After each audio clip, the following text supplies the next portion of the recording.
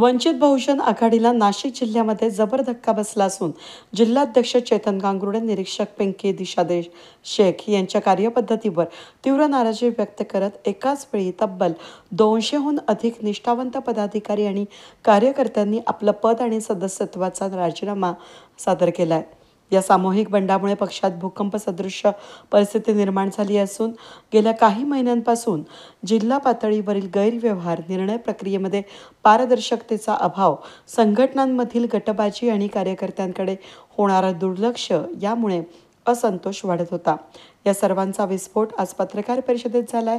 जिल्ह्यातील सर्व प्रमुख पदाधिकारी, माजी स्थायी समिती सभापती संजय साबळे, उत्तर महाराष्ट्र सचिव संजय दोंदे, माजी महासचिव जितेंद्र शार्दूल, भारिप बहुजन महासंघाचे माजी महानगर प्रमुख डॉक्टर अनिल आठवले, माजी युवक जिल्हाध्यक्ष मारुती घोडेराव, सिडको विभाग प्रमुख विवेक तांबे, सचिव संदीप काकळीज, किशोर महिरे यांनी राजीनाम्यांची पत्रकार परिषदेमध्ये घोषणा केली।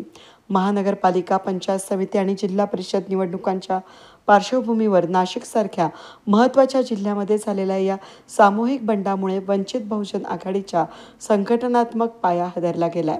याबाबत पत्रकार परिषदेत माजी स्थायी समिती सभापती संजय साबळे आणि डॉक्टर अनिल आठवले यांनी माहिती दिली। ठरला नाही आमच्याला, आम्ही आता बसू, 1-2 दिवसात आमचं काय ठरायचं ते आम्ही ठरवू।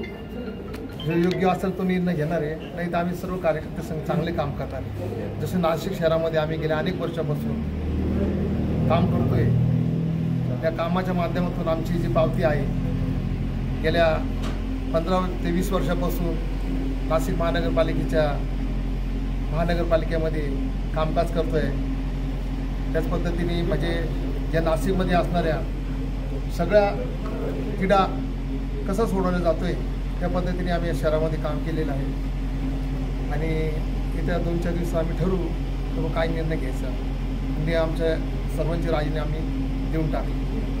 जिल्हाध्यक्षाच्या जाचाला कंटाळून, निरीक्षकाच्या याला कंटाळून हे पद आम्ही जे काय असेल आम्ही ते सोडून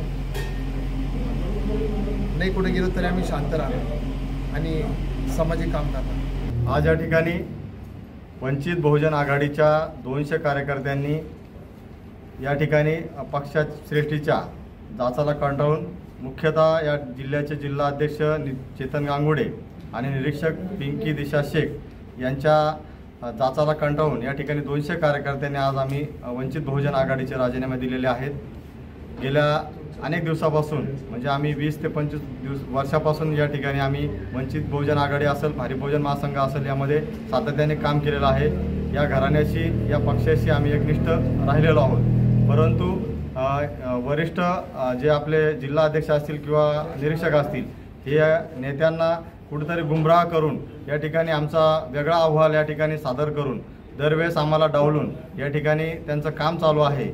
मग अशा परिस्थितीमध्ये आम्ही वंचित बहुजन आघाडीमध्ये काम करू शकत नाहीत आणि म्हणून आम्हाला या ठिकाणी निर्णय घ्यावा लागत आहे की वंचित बहुजन आघाडी सोडून आम्हाला कशा पद्धतीने पुढे जाता येईल किंवा कशा पद्धतीने पुढे काम करता येईल याचा निर्णय आम्ही 2-4 दिवसामध्ये आम्ही आपल्याला कळवू। किती एकूण पदाधिकारी?